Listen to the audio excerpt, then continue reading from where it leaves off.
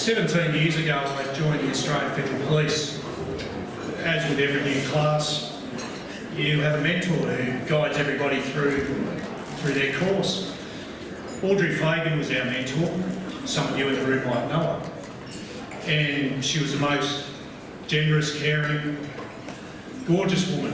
And she really took an interest in our class. We're all a bunch of ex-coppers from all over Australia. So we only had to spend 8 weeks there, but she really took the time to get to know us, show us the ropes. This is how the AFP does the business. And she, I remember she took us to the Senate one day to watch the Senate in action. They're a bit more behaved than obviously the House of Reps, but she stays very strong-minded and hard for what she did for us. In 2007, Audrey took her own life. She was really struggling with some of the flack she'd been copying for her competence at work. And she was away on a holiday in the Hayman Island with her husband. And I can't say what was going through her mind, but things were that bad. Clearly, that she thought taking her own life was the only way out. And this year's particularly striking for me. She was 44 when she took her life, and that's how old I am now. So that's as far as she got in life. 3,000 people commit suicide in Australia every year. That's 8 on average a day. If we were to look at this room of about 360 people, this room would be cleaned out in 6 weeks. That's how big a problem suicide is. It destroys your spirit, mental health condition that is, and for many it destroys the will to live. I'd like you all to think about a time when you may have been really sad, really down about something, worthless, hopeless, even if it was just for a fleeting moment. Overwhelmed when the simple decisions aren't so simple. When you're alone, you may have people around you, but you're alone. You don't feel like there's anyone else there going through what you're doing, what you're going through. For many people, these feelings pass in minutes, hours, days. Sometimes they might hang around for a while longer in a period of grief. When I was depressed, as for many other people, it doesn't last for minutes, hours, weeks. It lasts for months, and it lasts for years. I should have been thankful growing up. I had a lovely family, brother and a sister who I got on well with. Grew up in a country town in New South Wales. Great group of friends, played sport. And then in more recent years, I've got a beautiful wife, 2 kids. I had a well-paid job. But I was in a dark place, and I really didn't care what happened to me. And I'm not ashamed or afraid to talk about my experiences with depression. If I can talk about it and it helps anyone, it's certainly worth it, and that's why I do it. I'm open about it, and I'm amazed at how many people actually have those experiences, either themselves or somebody who's close to them.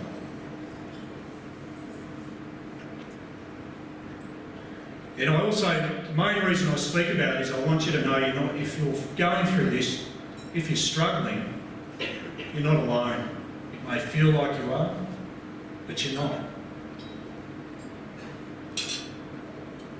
There is a way through to the other side, and it can change your life. You don't have to be stuck where you are. Did you know today about 3 million Australians live with anxiety and depression? That's 12% of our population. Again, I'll go back to the room. That would mean there's about 45 people in this room You have anxiety or depression right now. I'm one of them. But me being up here, I can't tell you what it feels like for anyone else. And I can't tell you what you have to do to get better. And if you know somebody with depression or anxiety, I can't tell you what you have to do to help them. But what I can do is share my thoughts, experiences, what worked for me, what perhaps didn't, and what I'm doing now about it, in the hope that it helps you or someone you love. There is a healthier and happier life waiting. You just need to grab hold of it. I'll try to explain to you what depression feels like. It's like there's this big fog in my head and a dark cloud following you everywhere. If you've ever seen an English summer, that's it. The fog is like there's no clarity about who you are, what you're doing, where you're heading, you're just existing. Occasionally the sun pops out, gives you a little ray of sunshine, you feel good, and then after a period of time, the clouds close up again.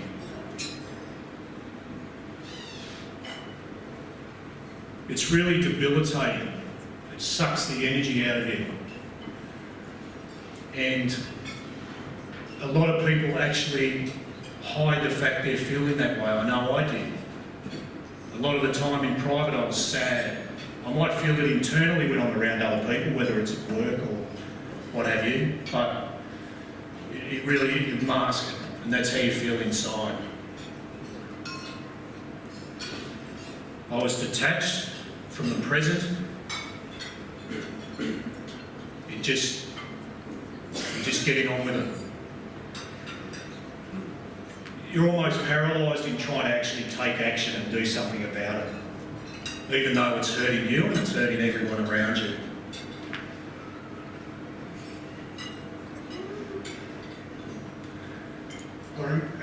I remember looking in the mirror so many times, almost a one-dimensional face. And what I mean by that is just no emotion, just this figure, and actually feeling nothing apart from sadness and being lost. And this was the norm for me. You know, there were times when I felt good. I mean, I wasn't like this all the time, but as I said, a lot of the time you mask it. There'll be people in this room who know exactly what I'm talking about. And you may or may not know they have depression or anxiety. I had signs as a teenager, and Mum and Dad actually visited just recently, and Mum and Dad couldn't be here tonight, unfortunately. But Mum said, you know, from when I was a teenager, she could see things about me. Probably I was just weird or something like that. And she may have just thought it was normal teenager things, but, you know, that's 30 years ago. And we've come a long way, fortunately. Back then, very little known, haven't been discussed about mental health conditions. At Christmas I used to go home and I'd just sit there, totally, you know, all the family would be there and I'd just be there. Such a boring, miserable sight. And I just thought that was me. In my 30s I threw myself into my work and it was a facade. I performed at work. I mean, as Kristen said earlier, I was a bodyguard for the Prime Minister and I lived through all this when I was doing that. You know, I did plenty of other things around the world. High pressure, challenging jobs, a lot of responsibility. But it didn't affect my work. I just carried that pain and dealt with it when I wasn't at work.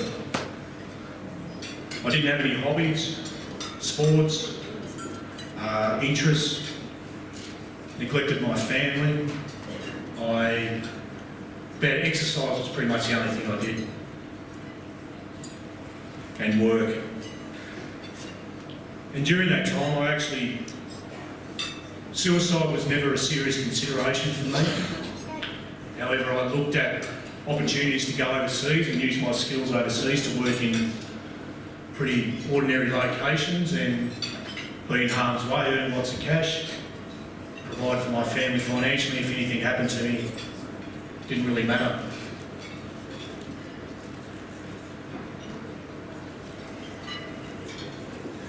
More recently, I thought, when I thought it'd be better to be alone, I had visions of being in a caravan or a cabin somewhere through the outskirts of Canberra, just having me to worry about, close enough to get to work. But, I only had to deal with what I was dealing with. My family shouldn't have to deal with it. And prior to 2012, it was really, really tough. It was particularly my undiagnosed, untreated depression. I made a lot of bad financial decisions. I put my loved ones through terrible things. My inaction just caused a lot of issues, but I couldn't see a way out. And that's where a lot of that, I'll leave it all behind and I'll just go and be on my own. 5 years ago, I was walking with my partner, now my wife, Nicole, and I was feeling really, really down. And Nick actually turned to me and said, "Have you ever thought you've got depression?" And it was like a light switch went off in my head. I felt empowered. Someone understood. I'd actually looked at the Beyond Blue website about 2007 and ticked all the boxes, but I didn't do anything about it. I wasn't driven to do it, but Nick triggered something in me that day, and it was the time my recovery started. It gave it a name, so I just wasn't some crazy guy. It was a miserable, not much fun to be around. If I was sitting at your table at night, I'd be in the corner.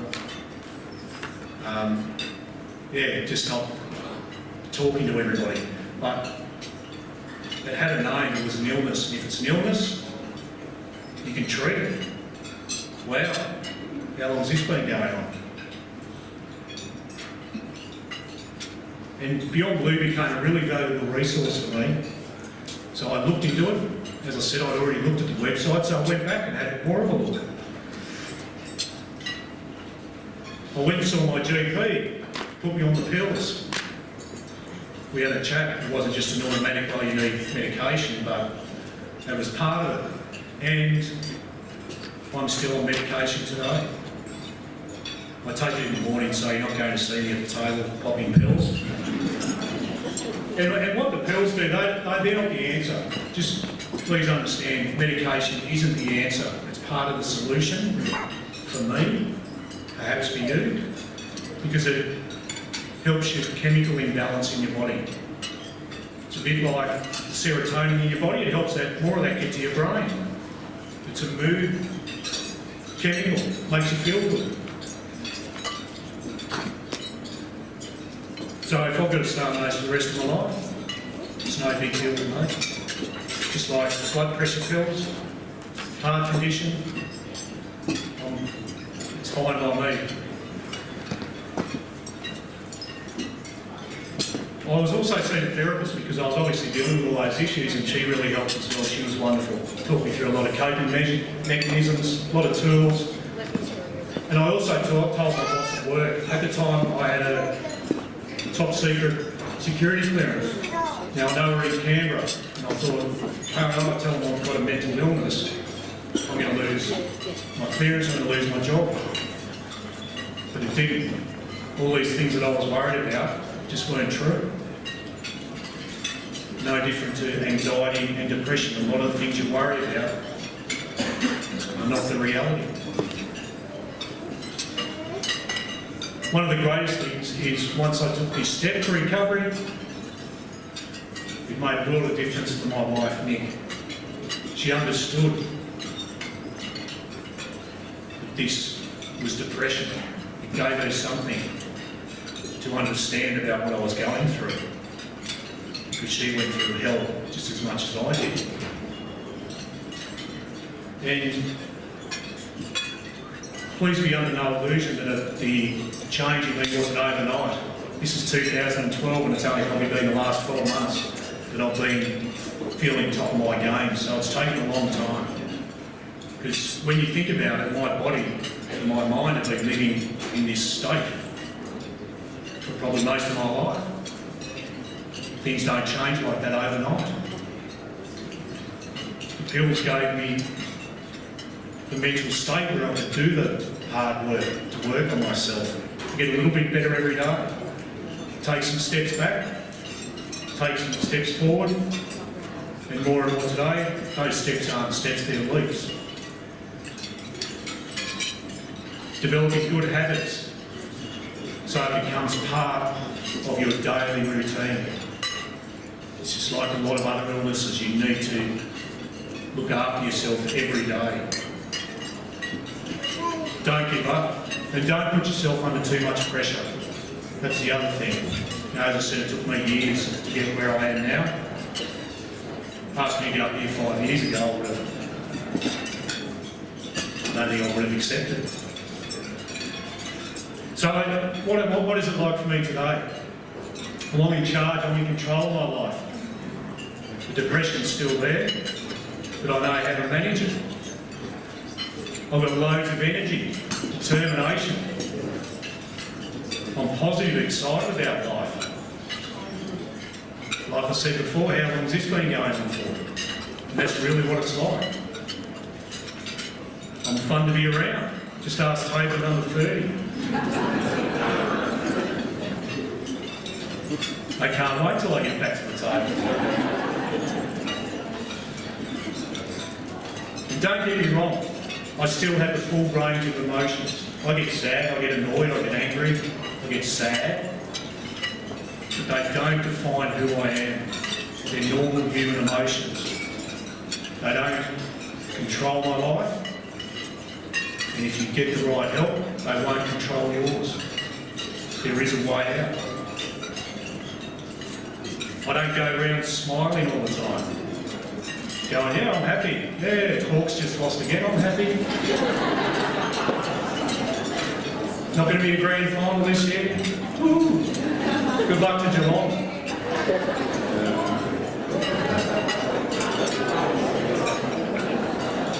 But I know what the signs are when the depression starts to build up in me. And I've got the tools to deal with it. The signs for me are my fingers. I start to do this. That's not a fidget spinner habit. That's just me going like that. Nick will tell you, I sit there and start to do that and I have to consciously stop doing it. I feel the stomach, it's like the chemicals start to play up a little bit. Start to move up into my head. But you know what? They don't live there anymore. I acknowledge it. If I've got to take some time out, I will. I've got to watch a movie. One of the biggest tools that I find that works for me is being present in the moment.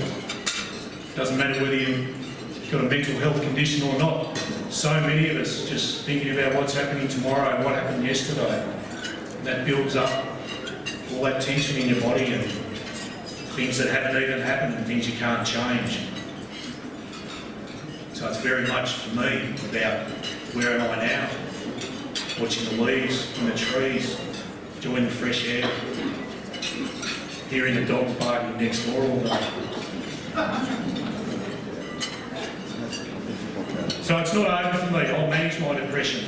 Will I ever get rid of it? Will my recovery ever be complete? Probably not. Because I'm going to stay on top of it. I'm not going to take complacency and go, that's gone, that's part of my life. Under the covers, away in the cupboard, because I'm never ever going to let it take control of me again. So I'm not a spectator anymore to my life. Instead of being down in the valley, I'm heading to the top of the mountain. And nothing is going to stop me doing that. And before I started managing my depression, I never would have had a hope thinking like that, let alone doing it. To be able to do something, we've got to think first. So passion, focus, determination, these are all words that live with me now. Confidence, resilience, getting out of my comfort zone. A nice cycle, just to keep growing, because I've found how good life can be with the right support, with the right tools, and I'm never going to let that go. Just recently I was accepted as a speaker with Beyond Blue. So I'm here at the invitation of Steph and Tuba. But next week I go and do a workshop in Sydney with some amazing people who are going to be Beyond Blue speakers. So that for me is I'm so proud that I'm able to do that and pass on what I know to help other people, to help you in this room, to help the ones you love.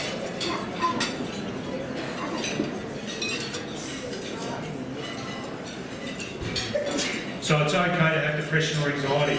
You're in a club of 3 million people.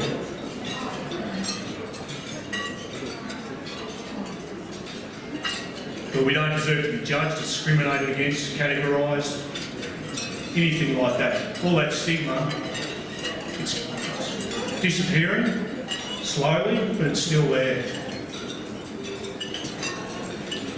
Speaking about this is a must for me because I know how painful and debilitating it can be. I know it hurts the people we love, who want to help us, and it can destroy lives and end lives. But I know, and I want you to know, that you can turn your life around. There is a better life out there. But one of the things I will tell you is please get professional help. It's a medical condition, and just like any serious medical condition, you need professional help.